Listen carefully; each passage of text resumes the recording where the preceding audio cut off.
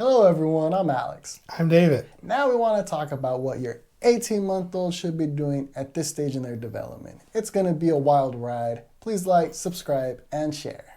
For social emotional by 18 months, your child may like to hand you things as play. Things could be toys or items they have around the house. They're trying to get you to interact. They're going to figure out like, hey, if I'm holding this up to you, you're going to take it from them and they're going to get your attention. You may start to see more temper tantrums at this time. This is something that might start increasing as they get older. Temper tantrums, crying, it's ways of pretty much getting your attention to let you know that whatever happened, they don't like it. And they feel that if they cry, they're going to get something back. It's kind of like a trap because we don't like to hear our babies cry. So when they do, we kind of give in to those crying. But it's a double-edged sword. Because if you respond to the cry one time, they're going to know that, hey, that cry got me your attention. That cry got me picked up. That cry got me food. That cry got me my toy back. So guess what happens next time when you take their toy away? They're going to cry. That's right. You know, if you're not seeing temper tantrums, you might start to see them cling a little bit more to yourself in new situations. As they get older, they're going to start to recognize more and more situations. And one of the most comforting tools for them is to cling to you, to analyze what's going on, to evaluate what's going on in that situation. And it's perfectly normal in this stage in their development. You are their protector. So if they feel uneasy, they are going to gravitate towards you and they're going to hold on to you. They're going to kind of test the waters when they're in new environments. They may go 5 feet, kind of check things out, look back at you, run back to you, and then they're going to go a little further the next time until they're fully comfortable in that new environment that they're in. Now, we might have some kids that skip this step and just go straight into exploring mode. Like they see a lake and they want to get in it, or they see something that's bright and shiny and they want to go touch it. Yeah, or they may be around a fountain and they see the coins in there and they want to go dive in there and get it. You know, just exploring new items. Points to show others something interesting. So, you know, at this time, communication is still more of gestures and physical. So this would be where they're pointing to an item and they might want to let you know, like, wow, that's nice, or wow, that's shiny. It's also their way of communicating that they also might want the item. They're indicating to you that they're interested in something and they also want you to be interested in it as well. You know, by exploring, they might also explore alone or without yourself close by, but they also are going to be making sure that you're watching. Like they might look over to see if you're noticing what they're doing as maybe like an attention seeker, but by most part they should be exploring by themselves or alone without being attached to your hip by 18 months or in that range of 18 months. You will also see more pretend play, such as feeding a doll. If they don't have a doll, maybe feeding Mr. Potato Head like we have up there. Last one is social emotional. They're also going to show affection to familiar people. You know, so, you know, your aunts, your uncles that are always in the house, maybe not at this time, but before or when things get sort of back to some normalcy. People familiar in their circle, they will show affection. Hugs, kisses, high fives. They'll be leaning in for those hugs, leaning in for those kisses. They may seek out those hugs and affection a little bit more so at this point in their development. Rolling into cognition, which is problem-solving, thinking ability. At this point at 18 months, your child is going to start scribbling on their own. And a fine place that they will be scribbling is the walls. As much as you want to put out paper, you want to put up an easel, letting them color, just expect for them to be coloring up them walls. They're little Picassos. They're going to be everywhere. They're going to be signing their signature everywhere. It's expected at this point in their development. So just keep a closer watch, full eye on them. You know, we were so grateful that during, you know, lunchtime or dinner time at restaurants, they would give us crayons and pencils before our meal arrived to help the kiddos maybe be patient before the food arrives. I know I was stayed occupied. I know I was always impatient before the food arrives, but you can also use that skill at home. Maybe when you're preparing lunch, you know, put down some crayons and colors, and maybe even if you have access to a printer, print out simple templates of different designs and just let them go at it. When they're confounded in their high chair. Or their high chair or their, you know, their booster chair. You know, let them see what they can explore that. Maybe you might have to let dad cook dinner and you're over there tracing or imitating what you want until they can catch rhythm with the activity. And then it's all you parents that take it and explore it even more. Mm-hmm. So it's a skill that at 18 months, you should start, opening it up a little bit more and Getting exploring. creative with it. And getting creative. Of Otherwise, they're going to get creative on their own, or you're going to have to be scrubbing off the walls. So, yeah, that's another thing. Were you putting the marker into your ear? I was a crayon. Oh, you go. A crayon. Because that's what our toddlers do sometimes, up the nose, up the ear. Sometimes they take a bite and they realize that, I don't want to do that no more. True. And for all you mamas who like to put on your war paint, like to put your makeup on, just make sure you keep it out of reach, because your 18-month-old, they see you doing it, so they're going to want to do it as well. And their canvas might be the wall, though. So yeah, or themselves, and just make sure to have your phone ready and recording it. Hopefully your makeup ain't too expensive, but if it is, hey, your child's going to play with it. They don't know what money is, and they don't know that what they're using is expensive or not. But have your cameras ready, record it, film it, post it, and so we can all laugh at it. Well, at this point at 18 months, they're going to start understanding ordinary, familiar items when you name them. So phone, shoes, ball, they're going to start to see that, oh yeah, they're asking or they're naming these things. And they may go retrieve it for you. They may point to it, or they may get excited when you say something that's not readily available for them in that moment. They're still going to show that they understand what those words mean. And at this point at 18 months, your little one should be pointing to at least one body part, whether that be their nose, their eyes, their head, or my favorite, their panza, their tummy, their stomach. You should start to see that at least one body part. Hopefully there's more, and we encourage you to create a song. There's already songs out there like head, shoulders, knees, and them toes. So there's a lot of songs that you could be playing in order to get your child to learn these body parts. But for sure, at least one by 18 months. And if there isn't a song that you like, feel free to make your own.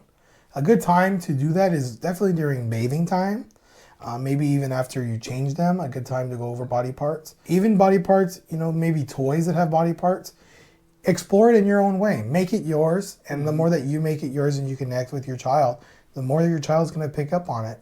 And you'll see as they get older, those games will translate to other learning opportunities. And that's why Mr. Potato Head is really great, because you're able to take those parts, hold them up by themselves. Like, oh, these are eyes. Where are your eyes? Where do the eyes go on the Mr. Potato Head? Having your toddler point to other people's eyes is going to be a big fun game for them.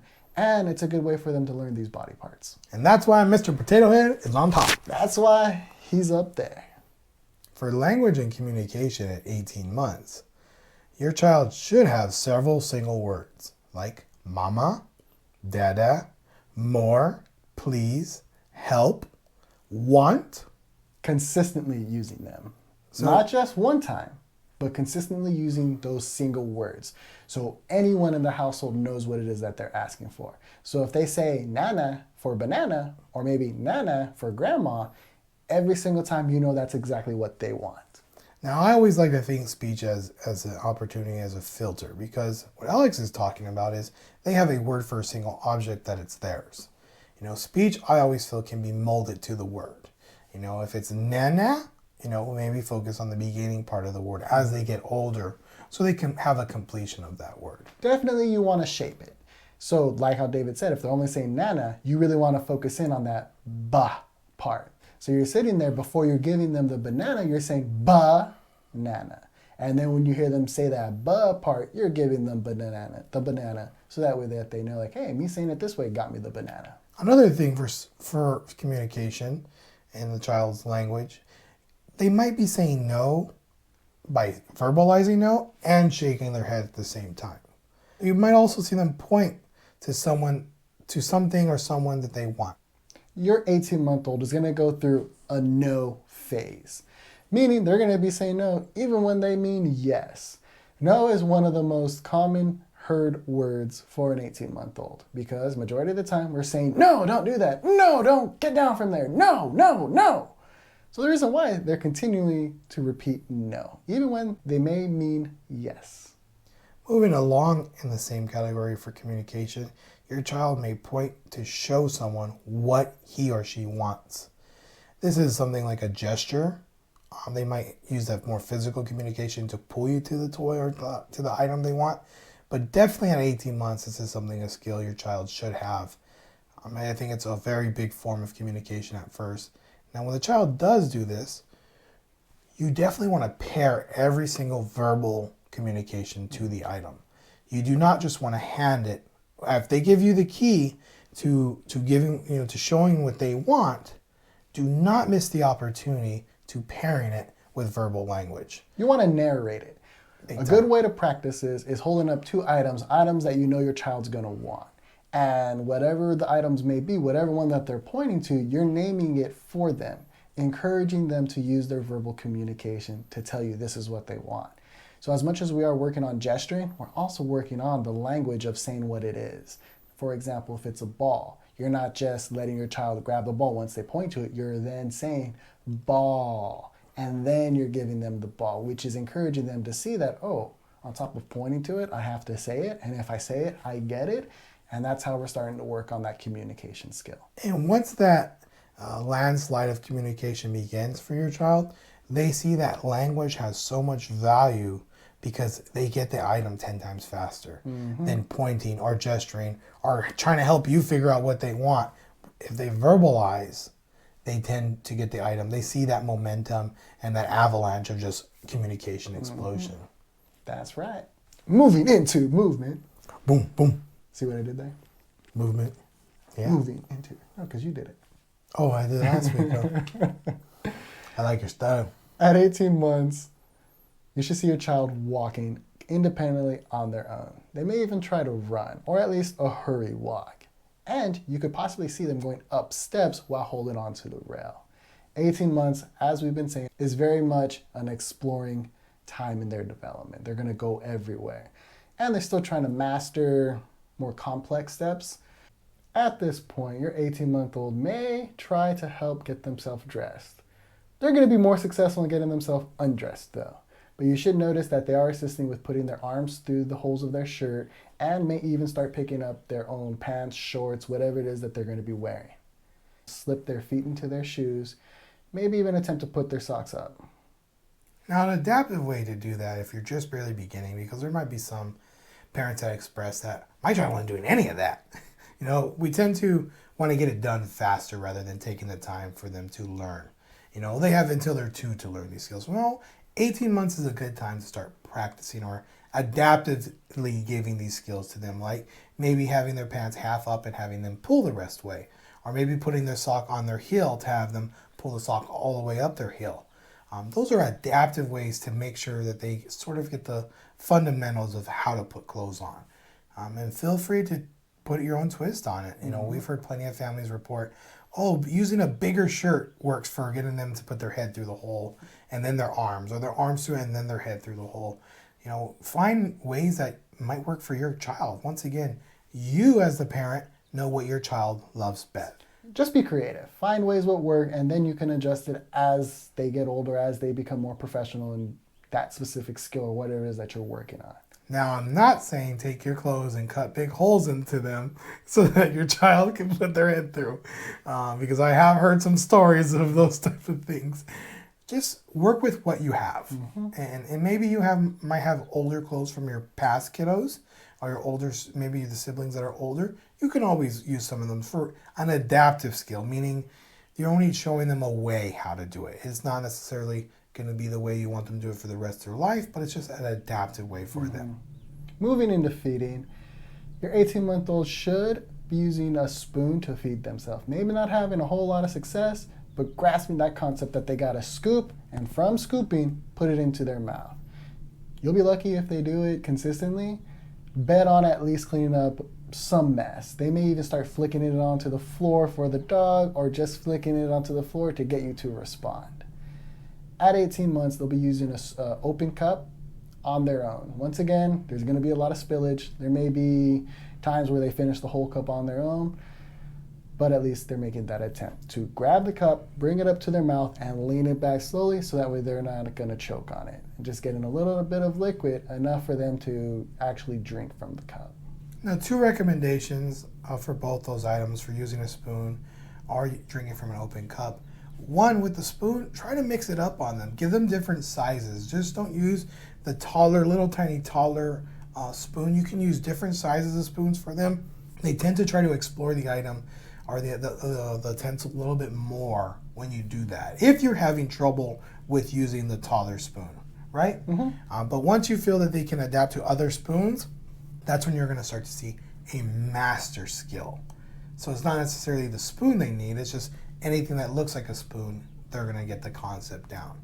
The second recommendation is when your child is using an open cup and they have some mastered skill with it, try to give less liquid in the cup, because what happens is they get their fulfillment need of a drink. And that's when you start to see spillage, because they notice that the rest of the cup, they don't need to drink that. That's when you'll see them take their big drink and dip it out, and that means you have to go clean up a pile of juice, milk, water, maybe even a hint of lime in their drink. So use less so that they get the mastery of it, and that gives them also an opportunity to sign more or to verbalize they want more milk or more juice. So you're giving all these endless opportunities for your child to engage in language development, social emotional skill, and also an independent skill for them to have. We appreciate you guys watching. Please like, subscribe, share the video. For this stage in development at 18 months, it's just the start of a lot of really great skills that they're going to be working on. We're not saying that your 18-month-old should be doing all of these, but at least starting attempting to do them. It's an age range by 18 months. That doesn't mean they've mastered these skills at 18 months, but typically at 18 months is when a lot of these abilities, these skills do start to show up. So keep an eye out for it and encourage it. Continue to narrate things for your 18-month-old. Let them explore, narrate what they're exploring so they can hear it. We want to give as much language to our 18-month-olds at this point so they can start to make those connections like, hey, every time you say cup, you're holding up this item, so that must be a cup. Just do as much as possible as you can. I know days get long. We do work. We are tired. But your 18-month-old needs you. They need you to interact. They need you to socially play with them. They need you to teach them these skills. And if you haven't paid a lot of attention to your child, it's never too late. Try just to tone in maybe an extra 5 minutes. After those extra 5 minutes, maybe next week an extra 15 minutes. You'll start to build more and more time added to your child's development, one step at a time. Thank you.